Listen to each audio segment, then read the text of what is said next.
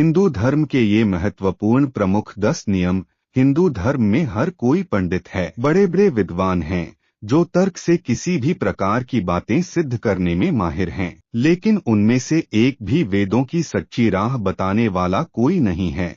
भटकाने वाले बहुत मिल जाएंगे। दुकानदार लोगों ने धर्म का कबाड़ा कर रखा है। जब तक व्यक्ति वेद उपनिषद नहीं पढ़ता, तब तक वह हिंदू धर्म को नहीं समझ सकता। हिंदू धर्म के ऐसे 10 नियम हैं, जिन्हें जानकर ही प्रत्येक धर्म के लोगों ने उन नियमों को अपने अपने धर्म में भिन्न भिन्न तरीके से शामिल किया है। अधिकतर हिंदू इन नियमों पर चलते हैं या नहीं, यह जानना प्रत्येक हिंदू का कर्तव्य होना चाहिए। आओ जानते हैं कि ऐसे कौन से 10 नियम हैं जिनका पालन हिंदुओं को करना चाहिए। ईश्वर ही सत्य है, ब्रह्मा ही सत्य है, सत्य ही ब्रह्मा है, वही सर्वोच्च शक्ति है। प्रार्थना, पूजा, ध्यान और आरती आदि सभी उसी के प्रति है। देवी देवता, त्रिदेव, यक्ष, किन्नर, गंधर्व, वानर आदि सभी उसी का ध्यान करते हैं, इसलिए सिर्फ उस एक को ही सर्वोच्च सत्ता मानना धर्म का प्रथम नियम है। वेद, उपनिषद और गीता में उसी परम तत्व की चर्चा की गई है। उसी के प्रति समर्पित ईश्वर प्राणिधान है।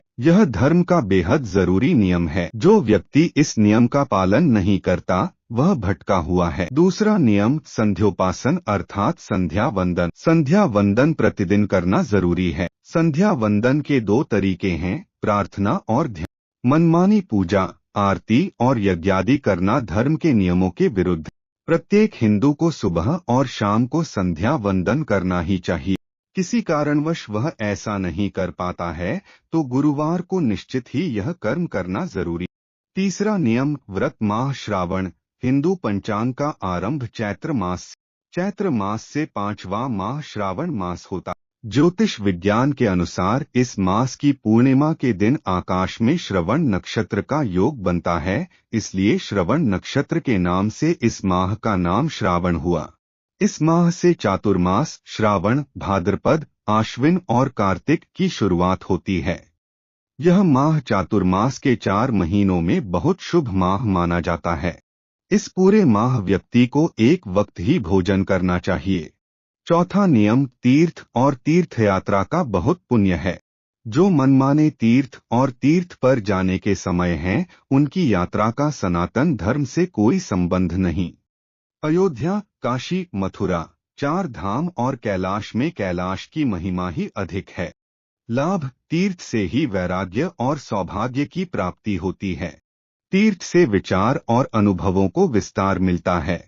बच्चों को पवित्र स्थलों एवं मंदिरों की तीर्थयात्रा का महत्व बताना चाहिए। 5वां नियम दान देना। धर्म की उन्नति रूपी सत्य विद्या के लिए जो देता है वह उत्तम, कीर्ति या स्वार्थ के लिए जो देता है तो वह मध्यम, और जो वेश्यागमनादि भांड भाटे पंडे को देता वह निकृष्ट माना गया है। पुराणों में अनेक दानों का उल्लेख मिलता है, जिसमें अन्नदान, विद्यादान, अभयदान और धनदान को ही श्रेष्ठ माना गया है। यही पुण्य भी है। छठा नियम संक्रांति और कुंभ पर्व मनाना। उन त्योहार, पर्व या उत्सव को मनाने का महत्व अधिक है, जिनकी उत्पत्ति स्थानीय परंपरा या संस्कृति से न होकर जिनका उल्लेख धर्म ग्रंथों में मिलता है। माना जाता है कि मकर संक्रांति के समय सभी देवता धरती पर विचरण करते हैं। मकर संक्रांति के बाद कुंभ का उत्सव मनाना जरूरी है।